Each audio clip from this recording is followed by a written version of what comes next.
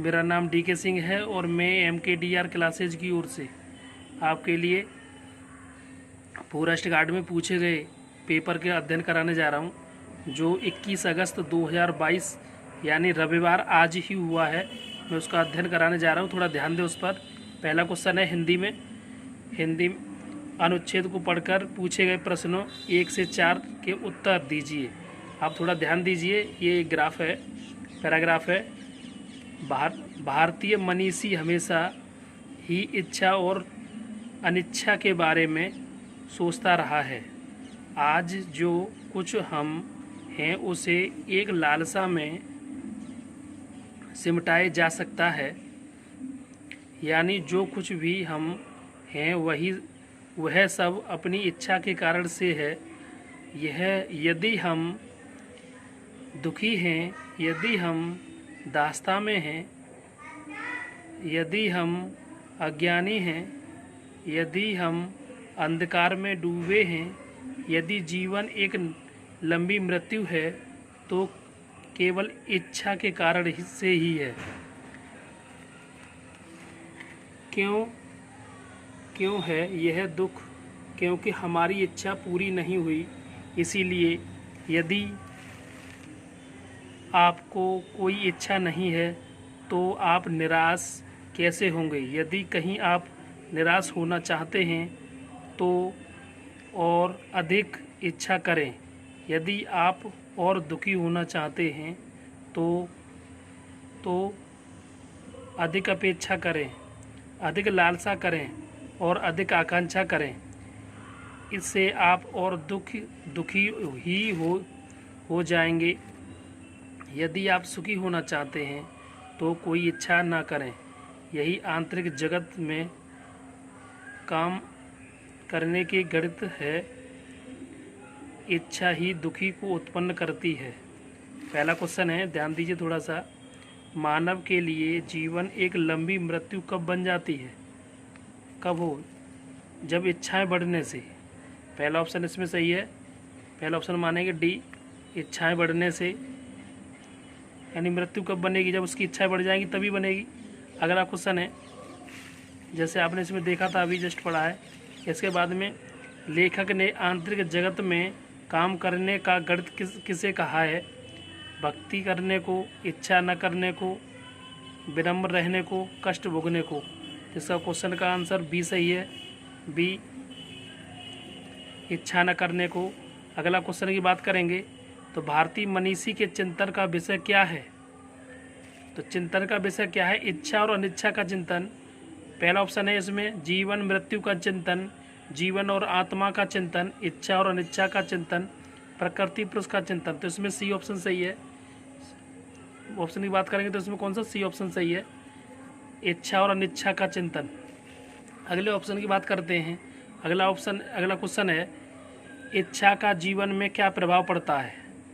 तो पहला आनंद देती है, सुख देती है, लालसा बढ़ाती है या कार्य क्षमता बढ़ाती है? तो इसमें ऑप्शन सी सही होगा, लालसा बढ़ाती है। अगर हम बात करें, 4 क्वेश्चन ये आपके हो गए। इसके बाद में अगर हम बात करते हैं क्वेश्चन नंबर 6, भारतीय शब्द का बहुवचन है। पहला अगर हम बात करेंगे तो ए भारतीयों, दूसरा भारतीयों, तीसरा भारतीयों, चौथा है भारतीयों। तो इसमें ऑप्शन कौन सा सही होगा? इसमें ऑप्शन बी सही है, भारतीयों। जाति शब्द एक बहुवचन के रूप में होगा, जातीय, जातियों। ए ऑप्शन जातीय, बी ऑप्शन जातियों, सी ऑप्शन जातियों, डी ऑप्शन जातियाँ। तो इसमें डी ऑप्शन, इसमें आपका डी ऑप्शन सही होगा। इसके बाद में क्वेश्चन 8वें की बात करते हैं। तो 8वां क्वेश्चन है, निम्न में से कौन सा शब्द तत्सम नहीं है? ए अग्नि, बी चतुर्दश, सी वत्स, डी फूल। तो ऑप्शन की बात करेंगे तो ऑप्शन इसमें चौथा, डी फूल, तत्सम नहीं है। अगला क्वेश्चन है, निम्नलिखित में से तत्सम शब्द है? ए पहिया, बी आटा, सी खटिया, डी कृपा। तो इसमें बात कह रहा है कौन सा तत्सम है? तो इसमें होगा आपका कृपा। इसके बाद में अगर हम बात करते हैं, निम्न में से कौन सा शब्द तत्सम शब्द है? ए ऑप्शन है, ए ऑप्शन खीर, बी ऑप्शन घोड़ा, सी ऑप्शन सपत्नी और डी ऑप्शन सत्तू। तो इसमें देखो ऑप्शन में बात करेंगे तो इसमें सी ऑप्शन सही होगा, सपत्नी। अगर हम इसका अगला क्वेश्चन देखते हैं 11वां, जिसमें पूछा गया है निम्न में से कौन सा शब्द तद्भव नहीं है? तो पहला ऑप्शन है इसमें ए आम, बी हाथ, सी दूध और डी मयूर। तो ऑप्शन होगा इसमें डी मयूर। इसके बाद में अगला क्वेश्चन 12वां, इस कंद का तद्भव रूप है? ए कंध, बी कांध, सी कंधा, डी इनमें से कोई नहीं। तो आपका सी ऑप्शन सही होगा, कंधा। इसके बाद में अगर हम बात करते हैं, निम्न में से हरिद्रा का तद्भव रूप है? हरिद्रा की बात करेंगे तो ऑप्शन ए हरिद्वार, बी हल्दी, सी हलधर, डी हरिंदर। तो हम बात करेंगे उसमें बी हल्दी। इसके बाद में अगर हम बात करते हैं अगला क्वेश्चन, निम्न में से किस वाक्य में अपादान कारक है? अपादान का मतलब उधर से अलग होना। अगर हम बात करेंगे मोहन ने पत्र लिखा, तो मोहन पत्र से तो अलग नहीं हुआ, ए ऑप्शन। बी ऑप्शन है हम आँख से देखते हैं, तो आँख से देखते हैं तो इसका मतलब अलग नहीं हुआ, बी ऑप्शन। सी ऑप्शन बिल्ली छत से कूद पड़ी, तो बिल्ली छत से अलग हो रही है तो उसका मतलब सी ऑप्शन सही होगा। और अगला है डी का भाई आया, तो कौन सा ऑप्शन सही होगा इसमें? सी। इसके बाद में बात करते हैं अगला क्वेश्चन 15वां, किस विकल्प में सभी शब्द परस्पर पर्यायवाची हैं? तो इसमें अगर हम बात करेंगे तो ए ऑप्शन कनक कंचन निनाद, अगला बदन आनन आस्य, अगला ऑप्शन है अन्यति विधि धीवर। इसमें अगर बात करेंगे नियति नहीं है, विधि है और धीवर दोनों पर्यायवाची हैं। ऊपर वाले में ए में बात करेंगे तो कनक और कंचन दोनों हैं लेकिन निनाद नहीं है। बी में बात करेंगे तो बदन और आनन दोनों हैं लेकिन आस्य नहीं है, आस से आलस है। डी की ऑप्शन करेंगे तो आशुक तीर प्रज्ञता, तो ऑप्शन डी आपका सही होगा। इसके बाद हम बात करेंगे अगला ऑप्शन चाय शब्द प्रयोग किस वचन में होता है? एक वचन, द्विवचन, बहुवचन, कोई नहीं। यानी ऑप्शन ए आपका, वैसे हालांकि एक वचन और बहुवचन दोनों में होता है लेकिन ऐसा इसमें है नहीं, इस वजह से ये वाला ऑप्शन आपका बी ऑप्शन सही होगा, सॉरी ए ऑप्शन आपका सही होगा, एक वचन। इसके बाद में अगर हम बात करते हैं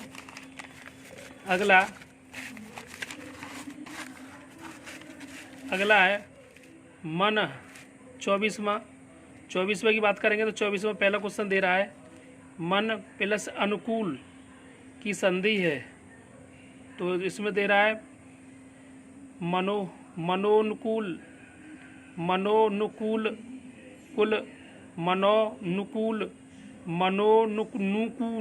तो ऑप्शन इसमें कौन सा है आपका 24 का ए सही होगा, मनोनुकूल।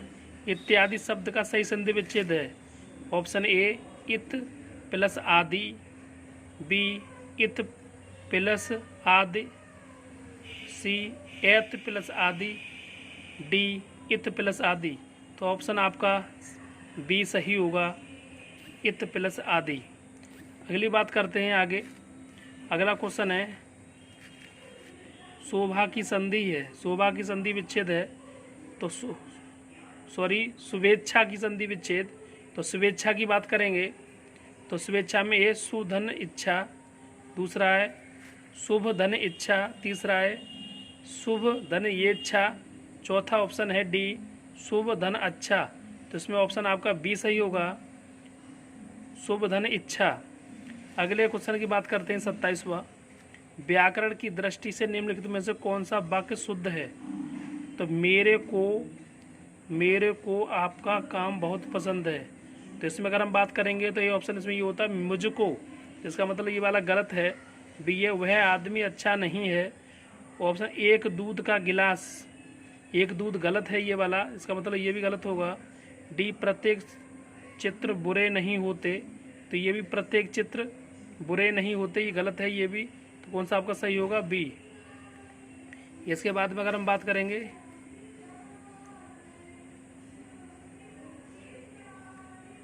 ऑप्शन, सॉरी, इसमें ये वाला प्रत्येक चित्र बुरे नहीं होते, ये वाला सही होगा और ये वाला गलत होगा। इसके बाद हम बात करेंगे व्याकरण की दृष्टि से निम्न में से कौन सा वाक्य शुद्ध है? कृपया आप, पहला ऑप्शन, कृपया आप ही बताएं, बंदूक एक बहुत उपयोगी शस्त्र है। पुलाव बहुत लजीज है, उसके प्राण पखेरु उड़ गए। तो ऑप्शन आपका बी सही होगा, बी। इसके बाद में अगर हम बात करते हैं अगला, यथोचित किस समास का उदाहरण है? यथोचित की बात करेंगे तो द्वंद्व समास, बी ऑप्शन है बेभाव समास, सी ऑप्शन तत्पुरुष समास, डी ऑप्शन द्विगु समास। तो इसमें अगर हम बात करेंगे तो यथा, यावत, हर, आ, ये सब आते हैं बेभाव में, तो इसका मतलब बी ऑप्शन आपका सही होगा। इसके बाद में अगले क्वेश्चन की बात करते हैं, तो निम्न में से कौन सा समास द्विगु समास का उदाहरण है? द्विगु समास की बात करेंगे तो द्विगु समास में हमने देखा है तो उसमें काउंटिंग होनी चाहिए, गिनती साथ में आना चाहिए।